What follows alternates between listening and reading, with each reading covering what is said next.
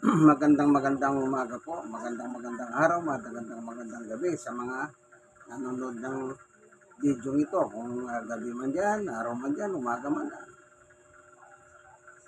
Mahal tayo ng Diyos, kaibigan. Po, mahal tayo ng Diyos. Makinig po tayo ng salita ng Panginoong Diyos tungkol sa kagalingan, pagpapagaling na nakasulat po sa Biblia. Nadadalhin po sa atin ni Pastor Glory Cabantol ng PMCC Portwatch. Po, napakaganda ito. Habang kumakain ako,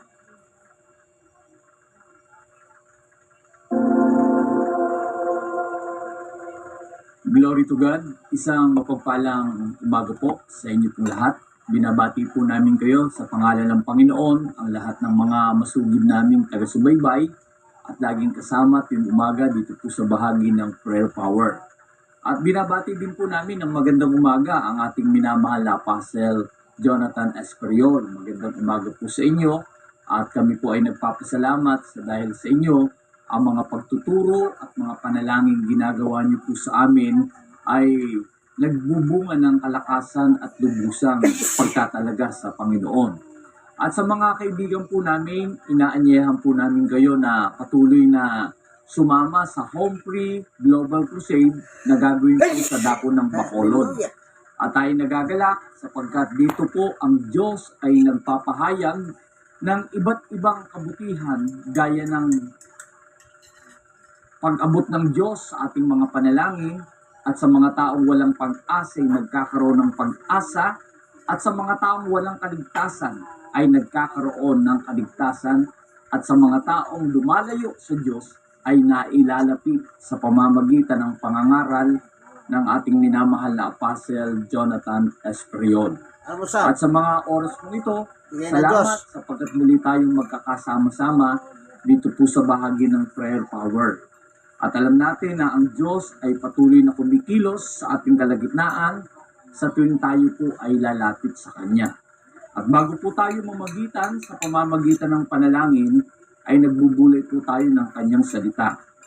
At ang ating pong pagbubulayan ay masusumpungan natin sa Aklat ng Santiago sa Kabanatang 5, Talatang 15. At ang panalangin ng pananampalataya ay magliligtas sa may sakit at ibabangon siya ng Panginoon at kung nagkasala siya ay ipapatawad sa Kanya.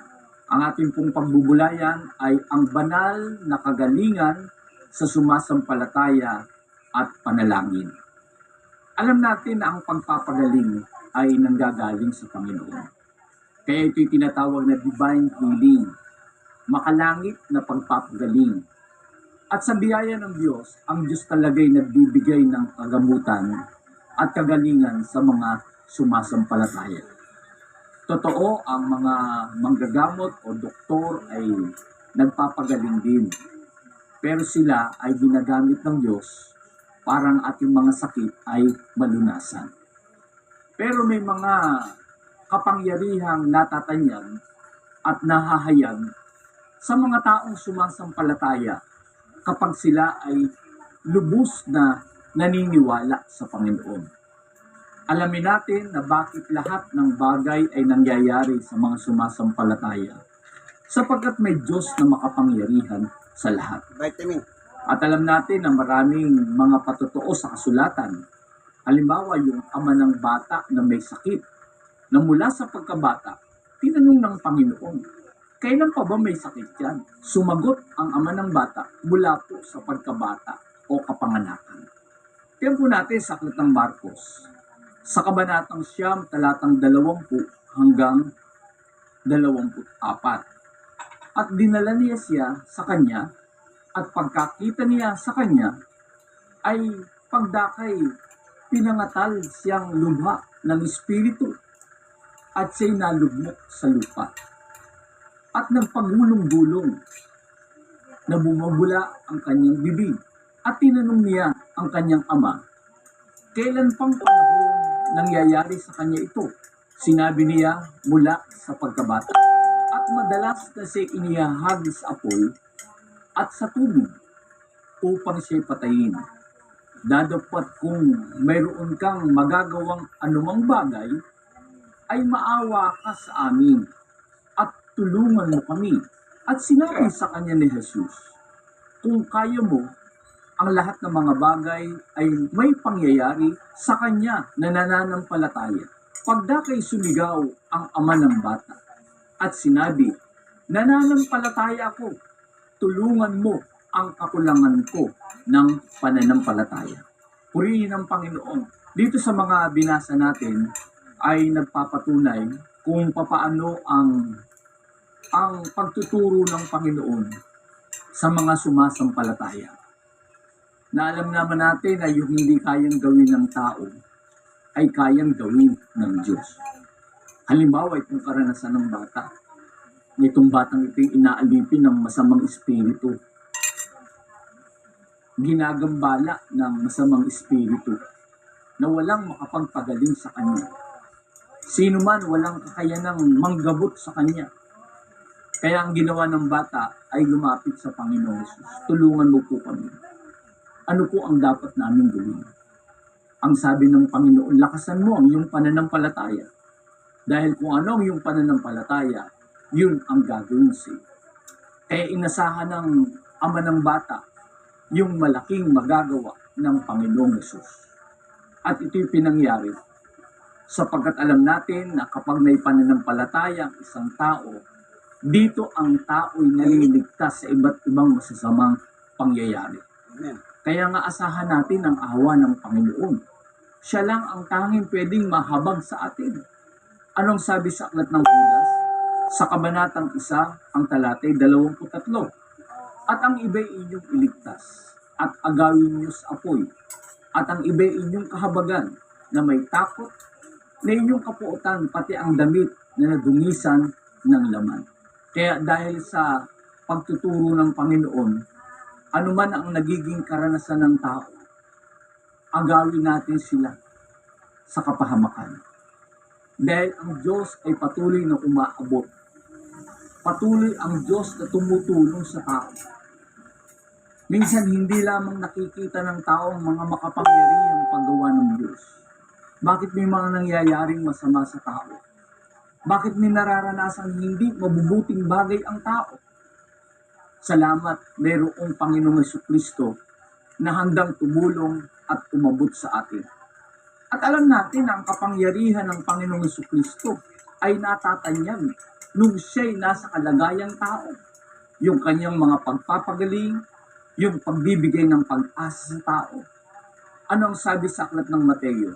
Sa kabanatang 4, ang talatay 23 hanggang 24. At linibot ni Jesus ang buong Galilea na nagtuturo sa mga sinagoga nila at ipinangangaral ang ebanghelyo ng kaharian at nagpapagaling ng lahat ng sarit-saring sakit at lahat ng karamdaman na nasa mga tao at lumaganap ang pagbabantong niya sa buong Syria at kanilang dinadala sa kanya ang lahat ng mga may karamdaman at ang mga pinipighati ng sarit-saring sakit at pahirap at ang mga inaalihan ng mga demonyo at ang mga himatayin at ang mga lumpo at sila'y pinagagaling niya. Purihin ang Panginoon. Napakagaling ang kabutihan ng Diyos sa tao. Kaya yan ay mga tinatawag na divine healing, mga makalangit na pagpapagaling.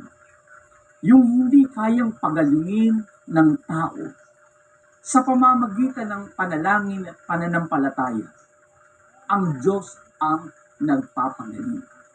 Purihin ang Panginoon. Kaya nung mabalitaan ng Panginoon nagpapagaling, dinagsa, lahat dinadala, lahat ng may karamdaman, lahat ng mga may sakit, lahat ng inaalihan ng mga demonyo. Pero salamat sapagkat kung mauunawaan lamang natin ang biyaya at kapangyarihan ng Diyos, maaari ring mangyari sa atin ang pagpapagaling na ginawa ng Panginoon. Ang kailangan lang, patuloy tayong sumampalataya. Ang Diyos noon at ang Diyos ngayon ay iisa. Kung paano ang Panginoon ay gumawa ng mga kasaysayan mga karanasan patungkol sa pagpapagaling, mga himala, mga kababalaghan, pwede rin palang mangyari sa ating panahon. Ang kailangan lang, banggitin natin ang pangalan ng Panginoon, isigaw natin ang ating pananampalataya. Amen. Ano yung ginawa ng ama ng bata? Tingnan natin, balikan natin sa Marcos, sa kabanatang 9, ang talata po'y 24. Pagdakay sumigaw ang ama ng bata at sinabi, nananampalataya ako, tulungan mo ang kakulangan ko ng pananampalataya. Pag ating palang dadamahin ang ating mga pananampalataya sa Diyos, ating isasagawa, ating ipapahayag, ang Diyos pala ay gagawang makapangyarihan. Amen. Kaya alam ng ama ng bata na kung walang pananampalataya, di magagawa ang mga bagay patungkol sa Panginoon. Praise the Lord! Kaya ang ama ng bata ay nagpapatotoo na alam naman niya na kung walang pananampalataya, di pwedeng gagawa ang Diyos. Kaya ang ating mga pagbubulay ng kanyang salita, lalong-lalo na ang ating tinatalakay ay ang pagpapagaling ng Diyos, ang makalangit na pagpapagaling ng Diyos. Amen. Yung healing. Bakit? Yung hindi kayang gamutin ng tao ay kayang ng Diyos. Amen. Yung hindi kayang gawin ng kaparaanan at karunungan ng tao, kayang gawin ng Diyos na nasa langit. Amen. Sapagkat ang kapangyarihan ng Diyos ay nahahayag sa mga sumasampalataya. Amen. Ano po ang sa Mateo? Sa 13, talata pong 58, na siya'y hindi gumagawa roon ng maraming makapangyarihang gawa dahil sa kawalan nila ng pananampalataya. Kaya ang Diyos pala gagawa lamang sa mga sumasampalataya. Amen. Kaya sa mga oras po ito, salamat po. Dahil sa mga nakaraan nating mga pag-aaral ng kanyang salita, ay natalakay natin kung gaano kahalaga ang pananampalataya. Na ang pananampalataya ay galing sa pakikinig. At ang ating pakikinggan ay ang mga sugo ng Diyos. At kapag tayo magkaroon ng pananampalataya, yung hindi kayang gawin ng tao, ay kayang gawin ng Diyos. Praise the Lord! Kaya napakaliwanag na kailangan lang ay huwag tayo lang. Mulat-mula, itinuro ng Panginoon na siya aabot sa taong sumasampalataya. Pero pag tayo mag-alingan, malapit tayong abutin ng Panginoon. Ano po ang isang sa apoy 31? At pagdakay inyo ni Jesus ang kanyang kamay at hinawakan siya. Sa kanya'y sinabi, o ikaw, nakakaunti ang pananampalataya, bakit ka na nag-aalinlangan? Kaya sa kasulatan pala, may mga kakonti rin ang pananampalataya. Kaya ang pagtuturo ng Panginoon ay laging nasa atin. Kaya dapat, kapag tayo ay mananalangin, mararanasan natin ang mga makapangyarihang pagkilos ng Diyos dahil sa ating pananampalataya. Praise the Lord. Bakit? Sapagkat kahit sa kakaunti ang pananampalataya, ang Diyos gumagawang makapangyarihan. Praise the Lord. Lalong-lalo na sa panahon tayo nababagabang. Lalong-lalo na sa marami tayong pinagdadaanan. Praise the Lord. Salamat. Dahil may Diyos na umaabot sa atin. Huwag lang tayong maging makupad pagdating sa pananampalataya. Huwag tayo masyadong mabagal. Kailangan matalas ang ating pakiramdam. Matalas ang ating mga pag-iisip pagdating sa Diyos. Dahil ang Diyos ay tumitingin sa puso natin. Amen. Tingnan natin sa aklat ng Lucas. Sa kabanatang 24, ang talata 25. At sinabi niya sa kanila, o mga taong halin at makukupad ang mga pusong magsisampalataya sa lahat ng mga salita ng mga propeta. Kaya dapat pag mayroon tayong napapakinggan, lalong-lalo na sa mga mensahe ng mga sugo ng Diyos, especially sa mahal na Apostle Jonathan Santos Period, makinig tayo. At habang nakikinig tayo, yung pananampalatayang ibinibigay ng Diyos sa atin, gumagawa na palang makapangyarihan para sa atin. Bakit?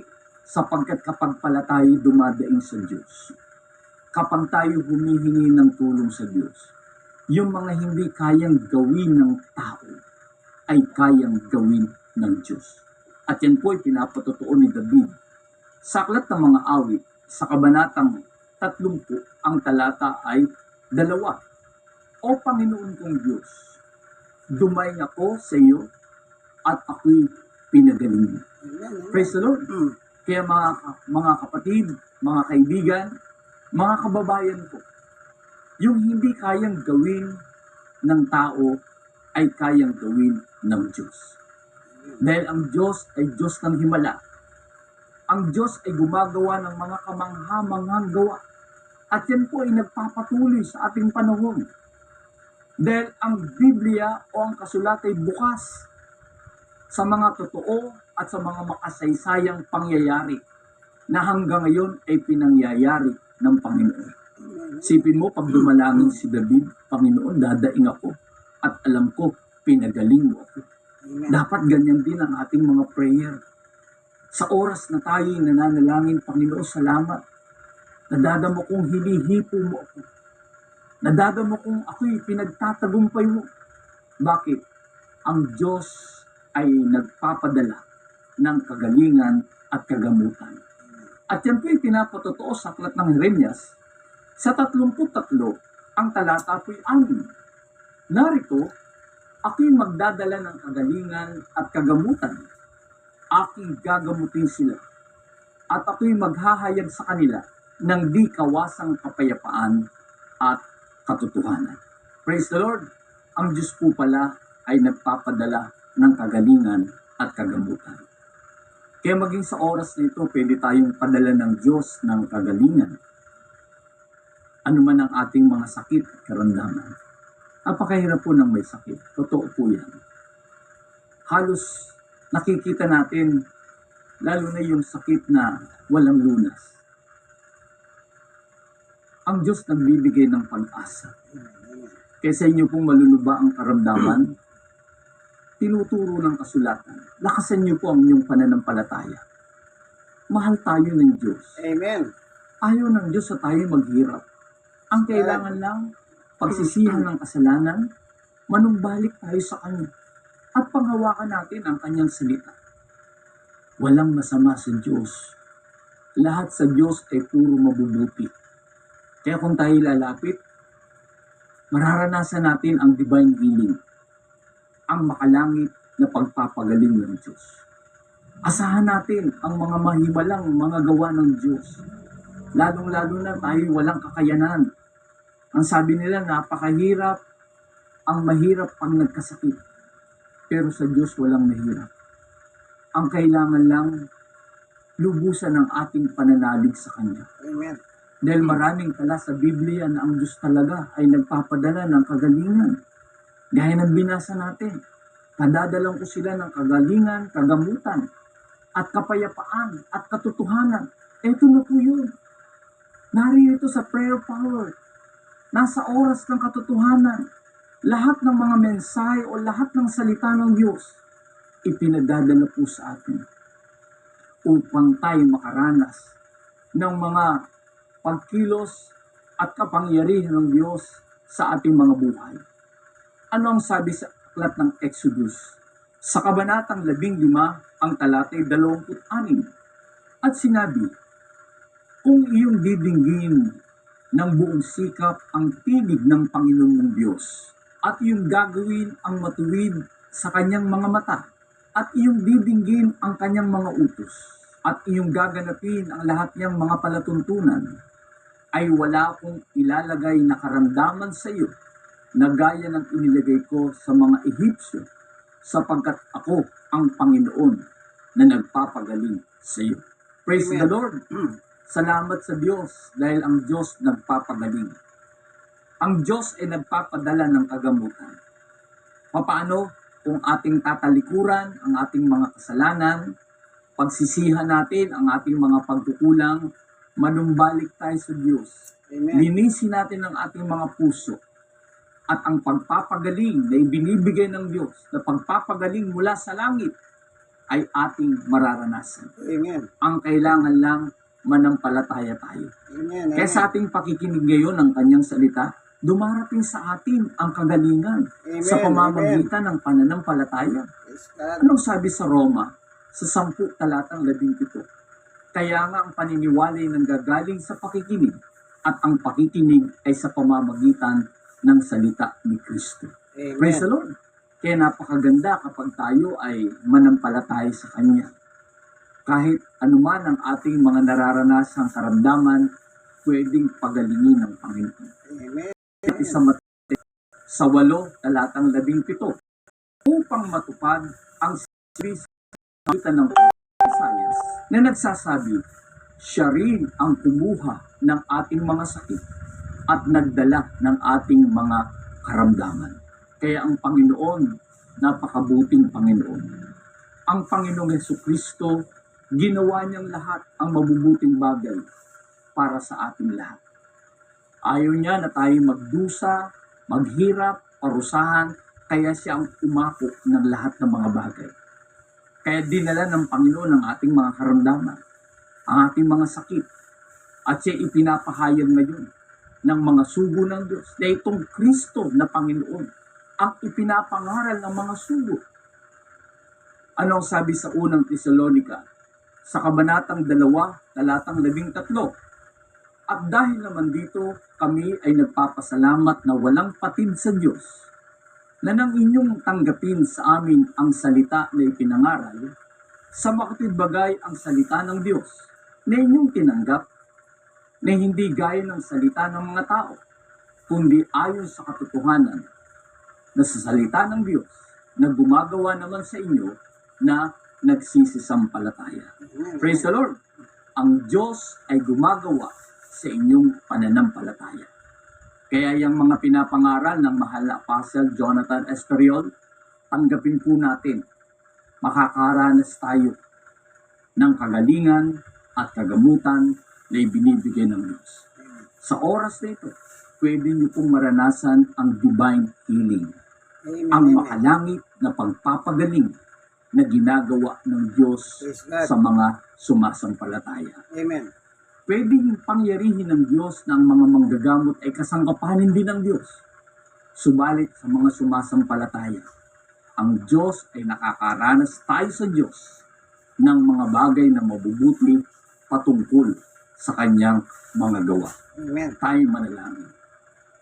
Dakilang Diyos, nagpapasalamat po kami sa iyo sapagkat sa kawalan po naming magagawa, ikaw ang gagawang makapangyarihan. Amen. Gaya ng aming pinagbulayan, kailangan po namin ang divine healing, Amen. makalangit na pagpapagaling, Amen. ang iyong himala, ang iyong paghipo, at ang iyong kagandahang loob ay maranasan po namin. Amen. Lalo-lalo na sa mga kaibigan at kapatid namin dumadaan sa mga sakit at karamdaman. Amen. Hipuin mo po sila.